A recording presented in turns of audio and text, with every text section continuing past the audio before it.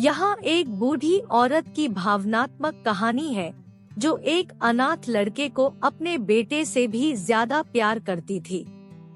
एक बार की बात है, भारत के एक छोटे से गांव में लक्ष्मी नाम की एक बूढ़ी औरत रहती थी। उसकी अपनी कोई संतान नहीं थी और वह बहुत अकेली थी। एक दिन उसे रोहन नाम का एक अनाथ लड़का मिला जो गांव में घूम रहा था।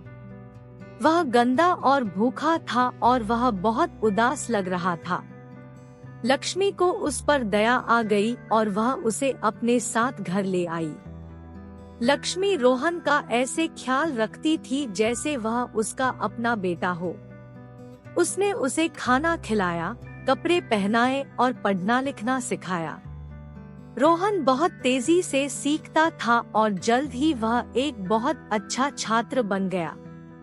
वह एक दयालु और सौम्य लड़का था और वह लक्ष्मी से बहुत प्यार करता था।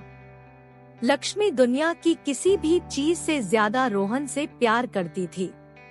वह उसके लिए कुछ भी करेगी और वह हमेशा उसकी जरूरतों को अपनी जरूरतों से पहले रखती है। वह उसकी माँ, उसकी शिक्षिका और उसकी सबसे अच्छी दोस्त थी। एक दिन लक्ष्मी बीमार पड़ गई। वह जानती थी कि वह मर रही है और वह रोहन के बारे में बहुत चिंतित थी। वह नहीं चाहती थी कि वह दुनिया में अकेला रहे, इसलिए उसने अपने पड़ोसियों से उसका ख्याल रखने को कहा। पड़ोसियों ने रोहन की देखभाल करने का वादा किया और उन्होंने ऐसा किया। वे उससे उतना ही प्यार करते थे जितना लक्ष्मी करती थी और उन्होंने उसे अपने बेटे की तरह पाला। रोहन बड़ा होकर एक दयालु और सफल आदमी बना। वह लक्ष्मी को कभी नहीं भूला और उसने हमेशा उस प्यार को याद रखा जो उसने उसे दिखाया था। वह अक्सर उसकी कब्र पर जाता था और वह हमेशा उसकी याद में वहाँ एक फूल छोड़ता था। अनाथ लड़के के लिए बुढ़िया का प्यार एक शक्तिशाली चीज थी।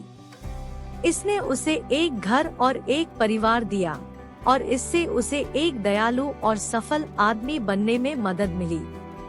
यह प्रेम, हानि और मुक्ति की कहानी है और यह याद दिलाती है कि सबसे अंधेरे समय में भी हमेशा आशा होती है।